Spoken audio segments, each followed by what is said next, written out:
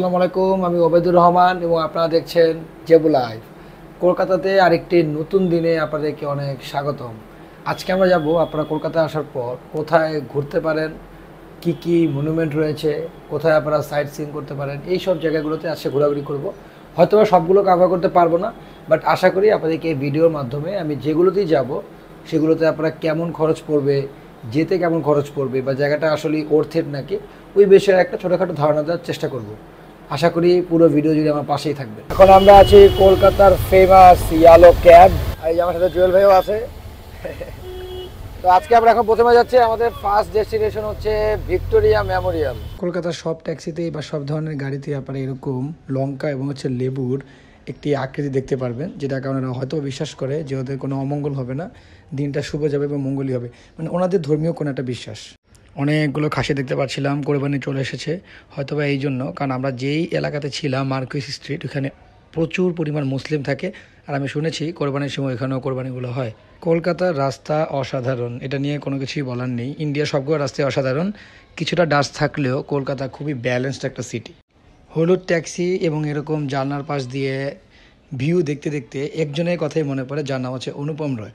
ওনার গান শুনতে শুনতে আপনারা এগিয়ে যেতে পারেন আপনাদের গন্তব্যের দিকে। পাশেই একটি ওপেন ফিল্ডে কিছু ছেলেরা খেলাধুলা করছে, তাই একটু ফুটেজ নেওয়ার চেষ্টা করলাম। যেহেতু অনুপম রায়ের গান সাজেস্ট করলাম, তাহলে আরেকজনের গানও সাজেস্ট করা যেতে পারে। যদি আপনাদের অটো টিউনে কোনো প্রবলেম না থাকে, তাহলে রূপক টিওয়ারি নামে একজন ইউটিউবার আছে বা সিঙ্গার আছে, ওনার গানও শুনতে পারেন। হালকা পাতলা একটু জ্যামের মধ্যেও পড়েছিলাম, মানে জ্যাম বলতে কি, সিগনালে পড়েছিলাম, বাট বেশিক্ষণ লাগেনি, সিগনালে ছেড়ে দিয়েছিল। পাশ দিয়ে আরেকটি ইয়েলো ক্যাব যাচ্ছে, কিছুটা রেসের মুডে চলে গিয়েছিলাম, but eventually we lost it. এই স্ট্যাচুটি দেখার মাধ্যমে বুঝতে পারবেন আপনি চলে এসেছেন বিখ্যাত ভিক্টোরিয়া মেমোরিয়ালের সামনেই। এখান থেকেই আপনাকে ভিক্টোরিয়া মেমোরিয়ালের টিকিটটি কিনতে হবে। আমি সাজেস্ট করব, যারা শুধুমাত্র গার্ডেন ঘুরবেন তারা 50 রুপিতেই কাভার আপ হয়ে যাচ্ছে, মিউজিয়ামের জন্য এক্সট্রা 50 টাকা দেওয়া লাগছে। আমাদের ঠিক সামনেই রানী ভিক্টোরিয়ার মূর্তি বা স্ট্যাচু, উনি একদম একটা প্রাইড নিয়ে বসে আছে, এরকম একটা কিছু ওখানে প্রদর্শন করার চেষ্টা করা হয়েছে। এখন আমরা আছি ঠিক রানী ভিক্টোরিয়ার সামনে, মানে ওনার স্ট্যাচুর সামনে। এটি স্থাপতি হয় জানুয়ারির 1901 সালে, যা হচ্ছে জর্জ কার্নি, যেটুকু আমার মনে হয়, নামটা হয়তো ভুল হতে পারে, যে ছিল তখনকার সময়ের জেনারেল গভর্নর ছিল ইন্ডিয়ার বা ব্রিটিশ এম্পায়ারের, যখন ব্রিটিশ এম্পায়ার ছিল। তো রানী মারা যাওয়াতে হচ্ছে ওনার স্মরণে আর কি এই স্থাপনাটি মেইনলি বানানো হয়। 64 একর জমির উপরে ম্যাজেস্টিক হোয়াইট মার্বেল দিয়ে বানানো এই বিল্ডিংটি বা এই ভবনটি বা এই আর্টিফ্যাক্টটি দেখতে অসাধারণ। গিয়ে যাচ্ছি গার্ডেন আর একটু পানি সেটটা ঘুরে আসার জন্য। নিচের পাথরগুলো ভালোই হাঁটার জন্য আপনাকে একটু হেল্পফুল করবে, আর পাশে একটু হাঁটার রাস্তাও আছে, এখানেও হাঁটতে পারেন। ফর্মালি ওপেন করে দেওয়া হয় ডিসেম্বরের 28 তারিখ, যা হচ্ছে এক্স্যাক্টলি 1921 সালে। যেহেতু লর্ড কার্জনের প্রস্তাবিত কারণেই বা ওনার প্রস্তাবনাতেই আলটিমেটলি রানী ভিক্টোরিয়ার এই মেমোরিয়ালটি তৈরি করা হয়, এই জন্য ওনারও একটি স্ট্যাচু এখানে দেখতে পাচ্ছেন, দূরে দেখা যাচ্ছে, উনিও এখানে স্থান পেয়েছে। এখানে আপনারা চাইলে এসে এভাবে এরকম পানির পাশে আপনারা বসে থাকতে পারেন। পানির পাশে বসে হচ্ছে আপনারা চাইলে একটু সময় কাটাতে পারেন, বাতাস পেতে পারেন। এখানে এসে মনে হয় একটু ভালো লাগছে বা আপনাদের ভালো লাগবে। এখানে হালকা পাতলা একটু বাতাস থাকে, গরম হলেও বিকেল টাইমটা মনে হয় ভালো। তো যদি সময় থাকে অন্য জায়গায় ঘুরে তারপরে এখানে আসতে পারেন, আর যদি সময় শর্ট থাকে আগে এখানে ঘুরবেন, তারপরে ধীরে ধীরে আরও আশেপাশে যে জায়গাগুলো আছে ওখানে যেতে পারেন।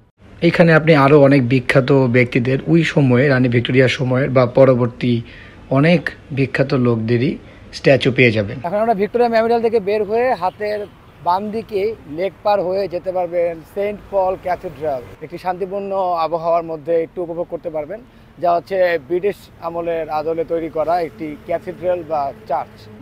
ওনাদের সিটিটা এইভাবে সাজানো, দেখেন এখানে হচ্ছে ফুটপাথ, এখান দিয়ে হাঁটবেন, এদিকে রাস্তা। যদিও আমরা হয়তোবা আইন ভঙ্গ করে মেইন রাস্তা দিয়ে হাঁটছি, বাট ইটস ওকে, হয়তোবা কোনো প্রবলেম হবে না আমাদের সাথে। হচ্ছে বিড়লা প্ল্যানেটেরিয়াম, এটা হচ্ছে আমাদের বাংলাদেশে ঢাকার সাথে কম্পেয়ার করেন তাহলে এটা হচ্ছে কাইন্ড অফ নব থিয়েটারের মতো। আমরা হচ্ছে এখন রোড ক্রস করব, রোড ক্রস করে উই পারে যাব, ওইখান থেকে হচ্ছে আমরা যাব চার্চে। এই হচ্ছে এটার মেইন ফটক, আপনারা চাইলে এখানে আসতে পারেন যদি সব জায়গায় এক্সপ্লোর করার ইচ্ছা থাকে। আমরা আজকে এখানে যাচ্ছি না ভিতরে, আমরা হচ্ছে এখন চলে যাবো চার্চের দিকে। এই হচ্ছে সেই ফেমাস সেন্ট পল ক্যাথিড্রাল যেটা কথা বলছিলাম। পরিবেশটা খুব সুন্দর এবং হচ্ছে একটি শান্তিপূর্ণ পরিবেশ এখানে। এন্ট্রি পয়েন্টে দেখতে পারবেন চার্চটি ওপেন হয় সকাল 10টায় এবং খোলা থাকে সন্ধ্যা 6টা পর্যন্ত। এই হচ্ছে সেই চার্চের এরিয়াটি, আমার পিছনে গেলে আপনারা দেখতে পারবেন ওই চার্চটি। এই ক্যাথিড্রালটি 1839 থেকে 1847 এর মাঝখানে বানানো হয় এবং এটা ইন্ডো গথিক স্টাইলে বানানো হয়, যেটা হচ্ছে আইডেন্টিক্যাল ব্রিটিশ আমলদের যে ক্যাথিড্রালগুলো থাকে বা চার্চগুলো থাকে ওগুলো অনেকটা সিমিলার। এবং এর মধ্যে হচ্ছে ওনারা ধরে নেয় বা এই চার্চটাকে বলা হয় অনেক অ্যাঞ্জেলিক, মানে ওদের ভাষা মতে। চার্চটি বানানোর সবচেয়ে বড় কারণই হচ্ছে 1890-তে যে ইউরোপিয়ান কমিউনিটি তৈরি হয় কলকাতাতে, যেখানে প্রচুর পরিমাণ খ্রিস্ট ধর্মের লোক ছিল, ওদের একটি তীর্থালয় বা ওদের জন্য একটি টেম্পল বা একটি চার্চের প্রয়োজন পড়ে। তখনই এটি আলটিমেটলি বিল্ডের প্রস্তাবনা শুরু হয়। কলকাতা সিটির মধ্যে বা হোল ইন্ডিয়ার মধ্যে দ্য লার্জেস্ট চার্চ, যতটুকু আমি শুনেছি, হিস্টোরিতে আরও অনেক কিছু থাকতে পারে, বাট আমার জানা মতে এটি সবচেয়ে লার্জেস্ট টেম্পল বা চার্চ। আমাদের নেক্সট ডেস্টিনেশন হচ্ছে হাওড়া ব্রিজ। রাস্তা ফাঁকা দেখে অবাক হয়ে যাবেন না, ওনাদেরও ট্রাফিক হয়, বাট আমরা বের হয়েছিলাম রবিবার দিন, যেটা হচ্ছে ওদের হলিডে, উইকলি হলিডে। এই জন্য হচ্ছে আলটিমেটলি রাস্তাটা ফাঁকা পেয়েছি, সুবিধা হয়েছিল আমাদের জন্য। ইডেন গার্ডেন হয়ে এগিয়ে যাচ্ছি আমরা হাওড়া ব্রিজের দিকে। এইখানেই কলকাতা নাইট রাইডার্স অথবা অনেক আইপিএল ম্যাচ এখানেই হয়, ইন্ডিয়ার অনেক ইম্পর্টেন্ট ক্রিকেট ম্যাচগুলো। কলকাতা জিপিও ভবনকেও ক্রস করে আমরা এগিয়ে যাচ্ছি দুর্বার গতিতে। এটি হচ্ছে রাইটার্স বিল্ডিং মহাকরণ। 1862 সালে দ্য গভর্নমেন্ট অফ বেঙ্গল, যিনি জর্জ টার্নবুল, যিনি হচ্ছে চিফ ইঞ্জিনিয়ার ছিলেন ইস্ট ইন্ডিয়া রেলওয়ে স্টেশন বা রেলওয়ে কোম্পানির, যাকে এটির দায়িত্ব দেওয়া হয় যে হুগলি রিভারের উপরে একটি ব্রিজ বানানো হচ্ছে, যার মাধ্যমে হাওড়া আলটিমেটলি কলকাতার মেইন সিটির সাথে কানেক্টেড হবে। হাওড়া ব্রিজ ক্রস করে আমাদেরকে এভাবে নামিয়ে দিল Howrah railway station, the biggest railway station in Kolkata, যেখান থেকে আপনারা ইন্ডিয়ার সব জায়গায় যেতে পারবেন এই স্টেশনটি থেকেই।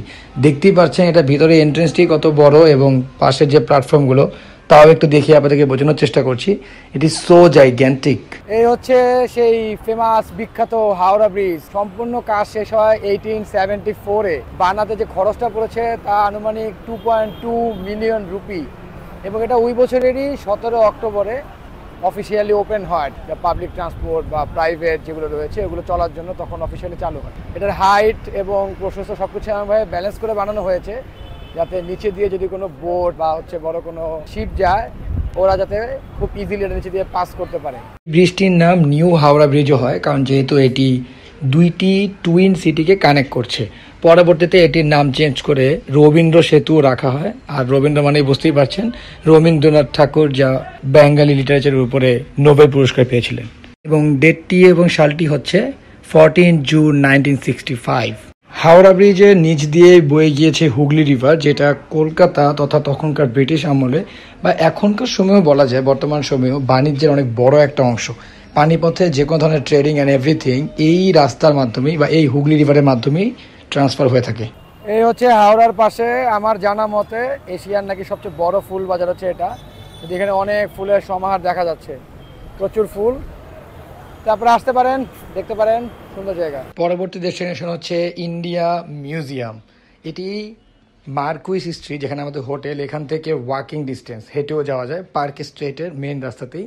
তো আলটিমেটলি তাই আমরা রিক্সা নিয়েছিলাম, যে একটু রিক্সারও একটা এক্সপিরিয়েন্স হয়ে গেল। কলকাতা তথা হচ্ছে পুরো ইন্ডিয়ার মধ্যে সবচেয়ে বড় মিউজিয়ামগুলোর মধ্যে এবং দ্য ওল্ডেস্ট অ্যান্ড সবচেয়ে লার্জেস্ট মিউজিয়ামগুলোর মধ্যে ওয়ার্ল্ডে নবম। তাহলে বুঝতেই পারছেন অনেক দিক থেকে এটা তাৎপর্য অনেক গুরুত্বপূর্ণ। মিউজিয়াম থেকে কিছু দূর এগিয়ে গেলেই আপনারা পাবেন পার্ক স্ট্রিট মেট্রো স্টেশন।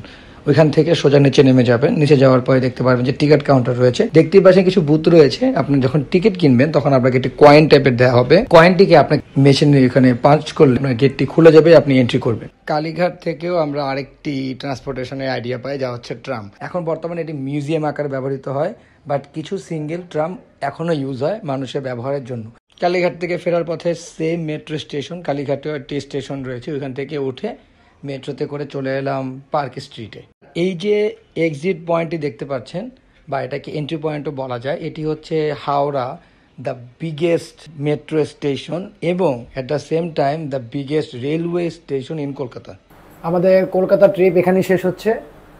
আপাতত কলকাতাতে তেমন কিছু দেখার নেই, আপনাদেরকে সব ধরনের আইডিয়া দেওয়ার চেষ্টা করেছি। আপনারা হচ্ছে আমাদেরকে জানিয়েন কমেন্টে যে আপনি কোনটি জানতে চাচ্ছেন বা কোনো ইনফরমেশন জানতে চাইলে ওটা আমি আপনাদেরকে কমেন্টে রিপ্লাইয়ের মাধ্যমে জানিয়ে দিব। ভিডিওতে লাইক করবেন, সাবস্ক্রাইব করবেন। কলকাতা হোল ট্রিপটি পর্বে পর্বে খণ্ডে খণ্ডে আপলোড করার চেষ্টা করেছি, হয়তো বা আপনাদের ভালো লেগেছে। ভালো লাগে থাকলে লাইক দিবেন, সাবস্ক্রাইব করবেন এবং দেখা হচ্ছে অন্য কোনো শহরে, অন্য কোনো সিটিতে, হয়তো বা আমাদের নিজস্ব দেশেই। এই প্রত্যাশা নিয়ে শেষ করছি আমার আজকের এই ভিডিও। আল্লাহ হাফেজ।